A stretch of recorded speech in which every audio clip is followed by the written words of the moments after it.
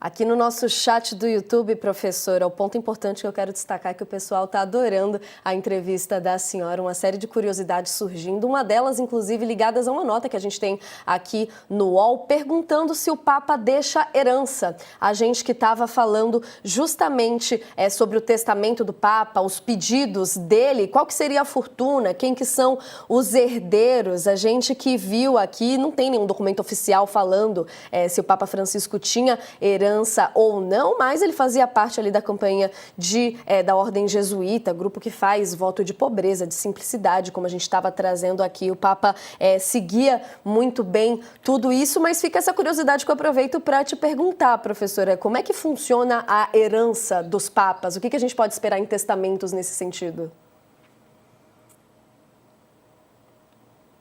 É para responder agora? Ah, sim, perdão. Quando a gente faz o intervalo aqui, professora, a gente divide a nossa audiência na metade. O YouTube continua assistindo com a gente, que são os fãs da senhora que estão aqui comentando, dizendo que estão adorando a entrevista e querem saber desse ponto da herança que realmente desperta muita curiosidade, né? Certo. Bom, a quem esteja preocupado pela herança do Papa, eu diria que não se preocupe porque não tem herdeiros. Primeiro, o voto de celibato significa que o Papa não tem esposa, não tem filhos.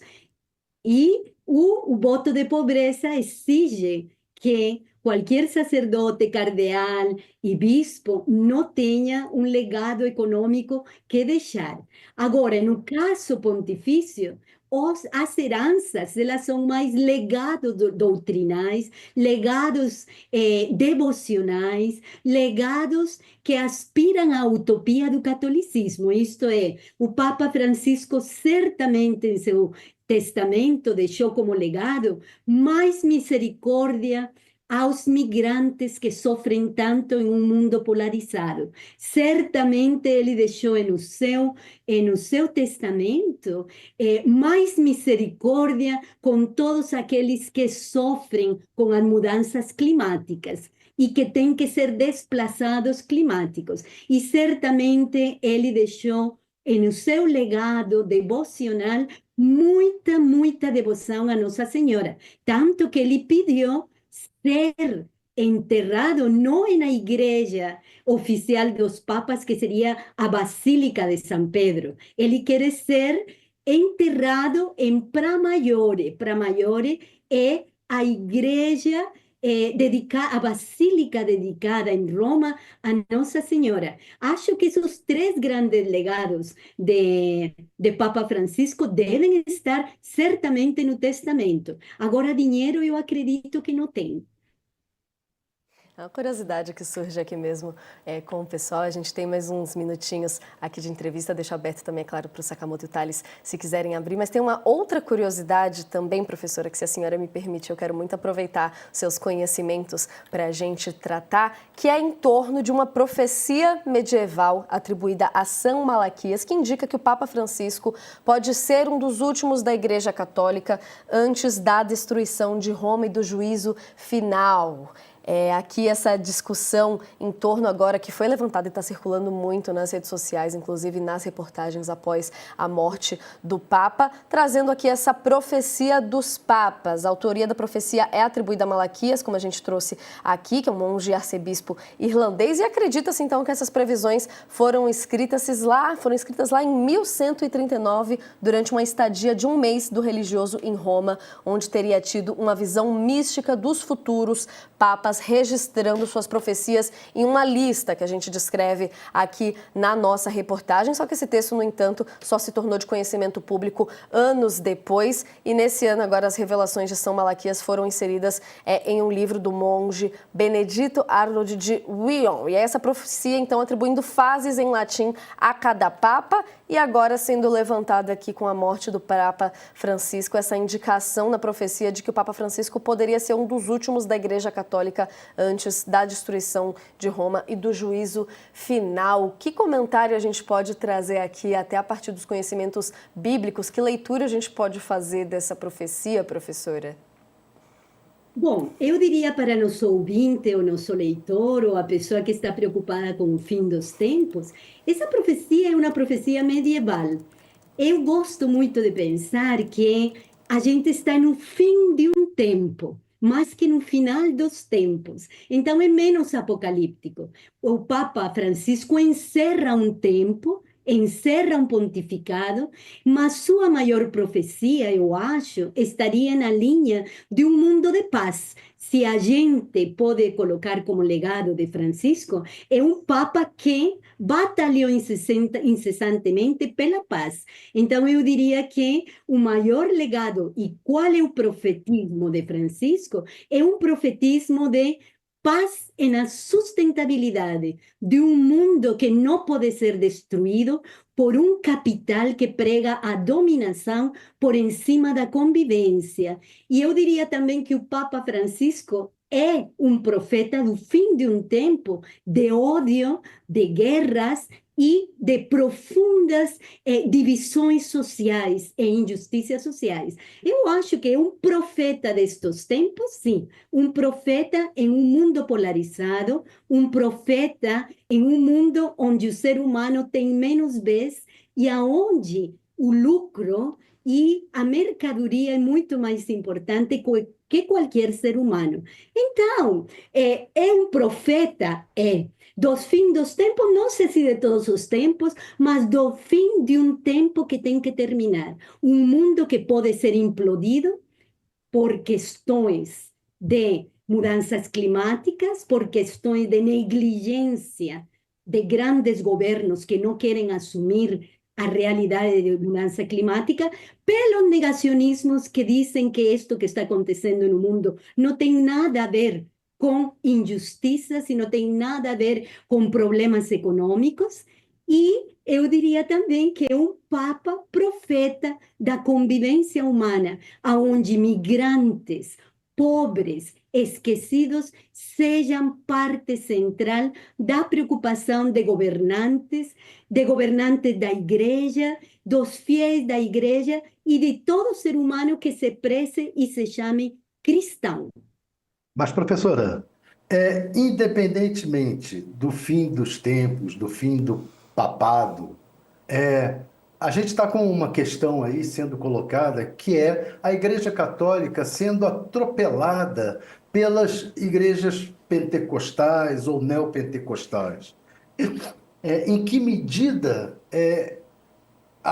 haverá um fim dos tempos para o catolicismo diante desse crescimento das igrejas pentecostais? E por que isso está ocorrendo? Certo. Eu diria, estamos ao vivo ou estamos só nós dois? Agora eu não sei. Estamos ao vivo, Estamos ao sim, vivo. professora, não precisa se preocupar. Desculpa. Imagina. Thales, eu diria que o fenômeno pentecostal, que tem mais de 120 anos, é um fenômeno que veio para renovar o cristianismo. Renovar em uma direção, que poderia ser uma direção que começa com uma direção espiritual, logo se torna uma direção política. O primeiro rompimento do pentecostalismo, do neopentecostalismo, vai ser do monopólio da Igreja Católica. Ela não é mais a única voz no mundo, não é a única voz no cristianismo, ela será questionada como uma igreja aonde ela tem uma voz, mas não é a única voz. Então, o que vem questionar o pentecostalismo é a cristiandade, aonde o catolicismo era a única voz social, a única voz política, a única voz devocional, a única voz ritual, a única voz da tradição. Em um momento que um pentecostalismo cresce, em um momento que o pentecostalismo se transforma, sobretudo estou pensando no pentecostalismo e neopentecostalismo na América Latina, nós vamos ver uma mudança no catolicismo, que vai ser, em um primeiro momento, a migração de fiéis católicos para o pentecostalismo. Mas, em este momento, nós não temos tanto essa migração. O que nós temos são nativos, pessoas que nasceram nas igrejas pentecostais, que nasceram nas igrejas neopentecostais e que têm uma própria maneira de interpretar o cristianismo. Diante disso, o catolicismo tem que se reformular. Por isso eu gosto da ideia de fim de um mundo católico onde ele se considere a única voz, a única verdade e a única maneira de interpretar a tradição bíblica, a tradição da história das tradições cristãs e a única verdade sobre rituais e formas de se conectar com o sagrado.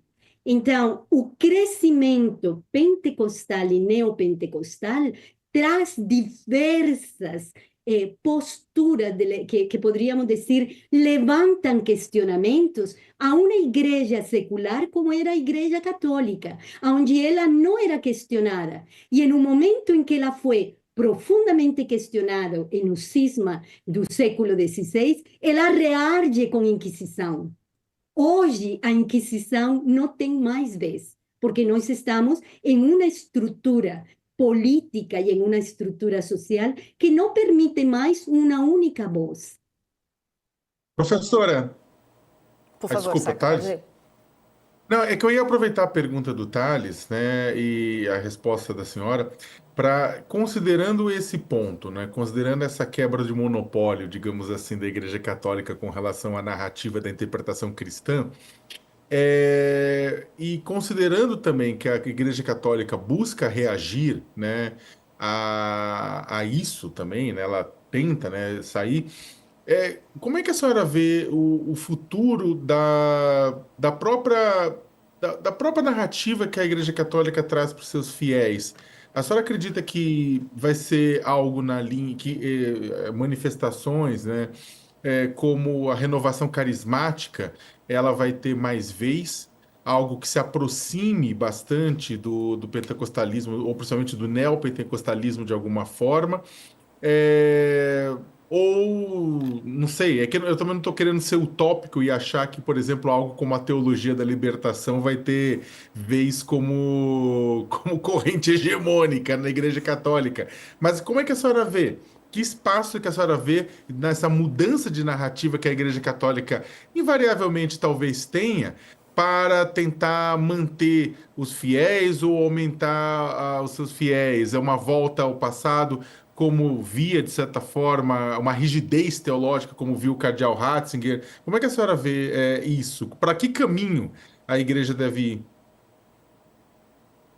Bom, Joel, eu acho que para mim é sempre muito interessante conversar sobre catolicismos. Eu não penso a Igreja Católica como única e monolítica.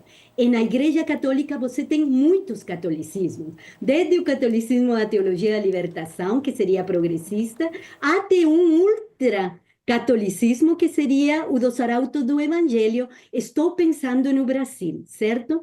Em uma conjuntura mais ampla, nós não podemos esquecer que, desde a década de 90, nós viemos observando a construção de uma narrativa muito mais tradicional, muito mais conservadora, em nível geral da Igreja Católica. Aquela narrativa que se apega à tradição e se apega a dogmas e doutrinas. Essa é uma corrente. Por outro lado, dentro do catolicismo, os catolicismos, nós temos posturas reativas, que seriam dos ultraconservadores, que pregam uma volta ao pré-Vaticano II. Isto seria contra os problemas do mundo, contra uma aproximação de transformação do mundo, contra um diálogo do mundo. Um Pio XII. O que um Pio XI, um Pio X? O que nós teríamos? Nós teríamos esses grupos ultraconservadores que têm muita força atualmente por um contexto mais amplo, Joel, um contexto internacional de emergências de grupos políticos de extrema direita, aonde o discurso religioso ultraconservador casa muito bem para para promulgar esse tipo de narrativa de uma volta pré-Vaticano II. Mas, por outro lado, você tocou na renovação carismática, eu acho que a renovação carismática também é um grande movimento. E ele se acomodou ao longo dos 60 anos e no Brasil, pensando no Brasil e pensando no mundo, se acomodou de maneiras diferentes a discursos conservadores, a discursos pastorais, tanto que membros da renovação carismática têm participado, sim, na Conferência Nacional dos Bispos Brasileiros, como um grupo colegiado, e eles têm atuado diretamente. Você tem grupos muito fortes na mídia, como é a Canção Nova, que também tem posturas diversas diante do Papa Francisco, mas também tem tido posturas amplamente de divulgação do legado de Francisco. Então, eu acho que pensar em estes movimentos ultraconservadores, pensar em um legado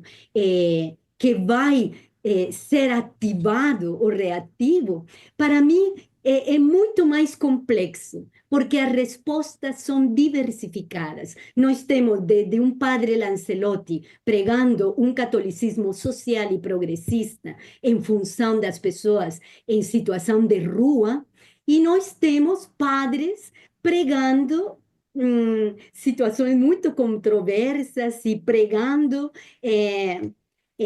questões de volta a rituais que já a própria igreja tinha retirado, como seria o Frei Gilson. Então, nós temos um arco muito amplo de respostas, e dizer que o catolicismo, que a Igreja Católica reage, eu pontualizaria, e contigo eu concordo, qual é a resposta hegemônica? Qual é a resposta que mais lugar tem entre os fiéis e na mídia, e que empodera esse tipo de narrativas reativas?